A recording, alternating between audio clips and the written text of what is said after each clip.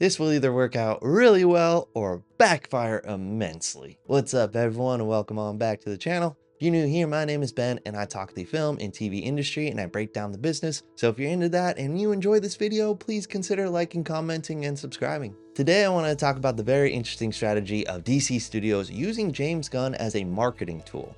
Not only is he the director and creator of some of their shows and films, but he is one of the CEOs of the studio. And that is very interesting because not many studios do this. Almost none.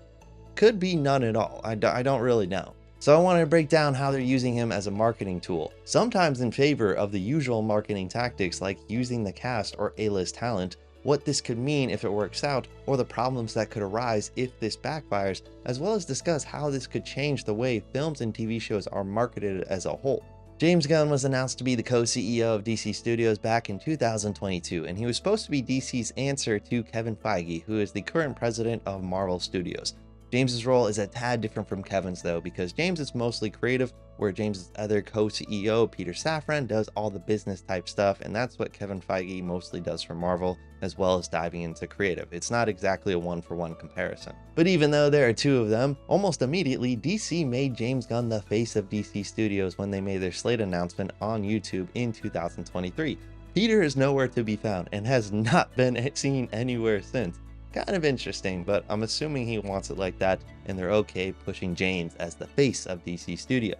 And since then, James has still been the face of DC Studios, doing all the press events, attending media days when shows and movies are coming out, being at the center of trailer announcements along with the cast, and even being the first to break certain news about DC, like when he announced Supergirl is now filming on his Instagram. Now, directors and creators being used in press events is not new. This does happen all the time, as we've seen with, Jordan Peele, for instance. He's at the forefront of all of his marketing when one of his films comes out that he directed, or various TV creators being at the forefront of their shows if they're big enough. But DC is really ramping it up with James Gunn. In the release of the latest Superman trailer, James Gunn was at the center of everything, being the focal point rather than focusing on any of the cast. And to give them the benefit of the doubt, the cast is not really well known, besides Nicholas Hoult, right?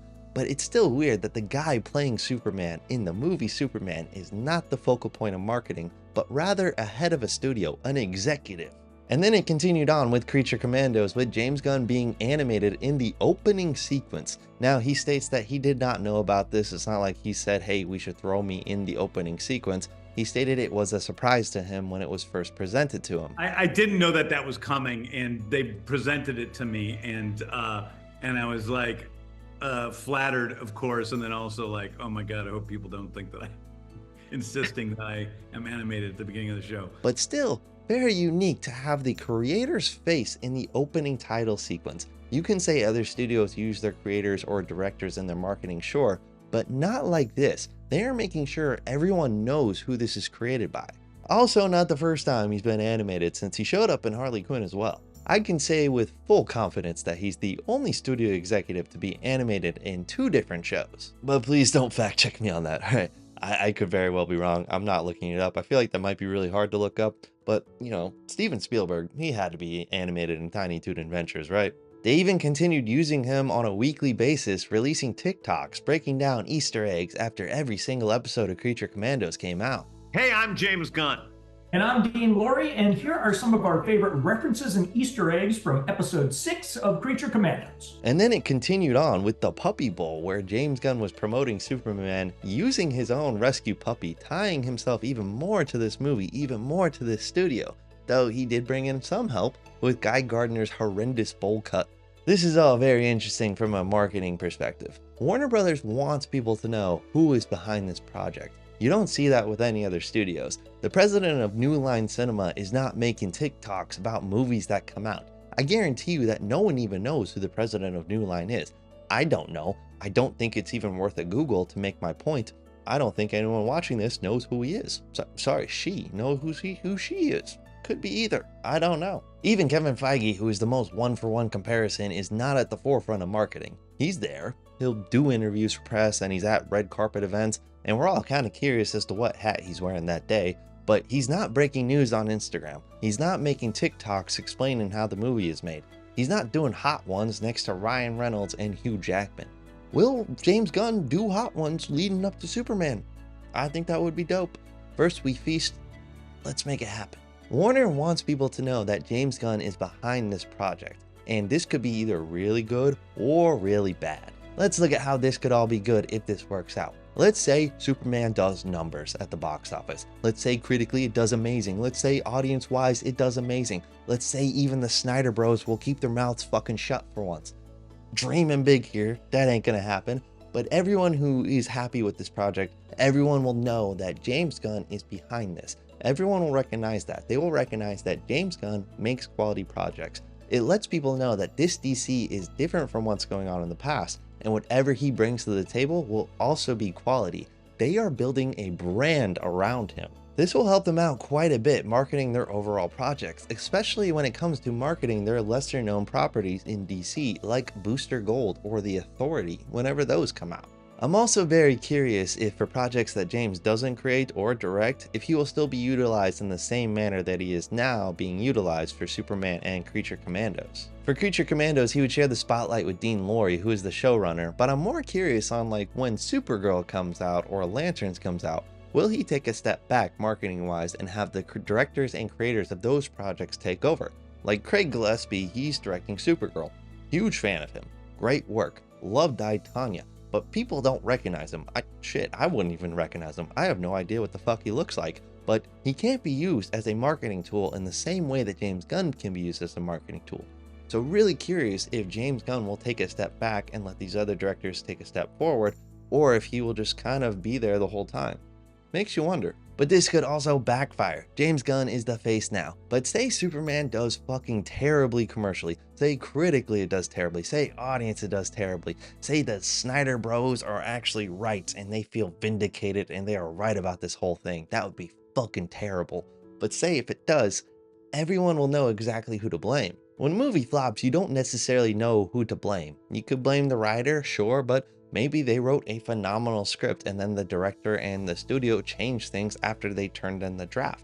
Then who do you turn to? The director? Maybe, but maybe the director was just doing his job and the studio kept telling him what to do and they interfered. The studio? Yeah, you can always blame the studio, but most studios you don't know who it's run by.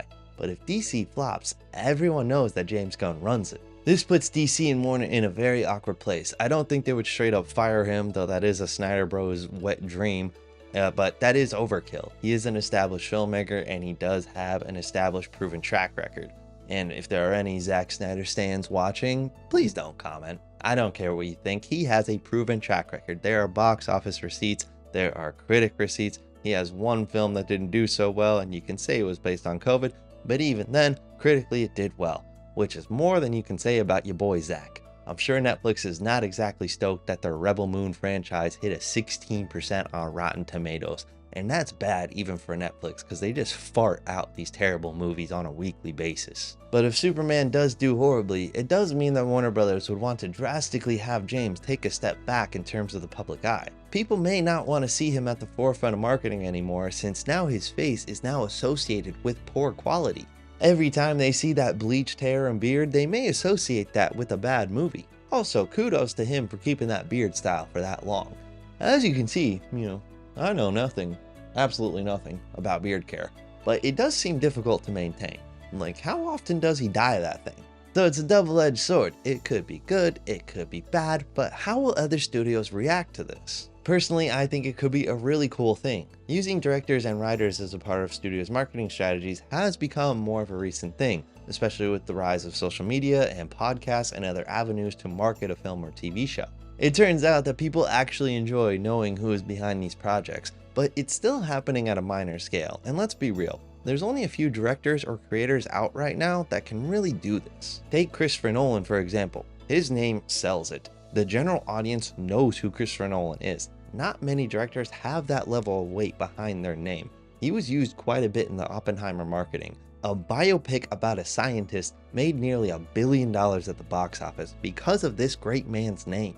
I think Denis Villeneuve, the Dune guy, I think him and Greta Gerwig are like 5 years from being at the status where they're going to be put at the front and center of all their marketing campaigns, especially Greta with the recent Super Bowl commercial she was just in.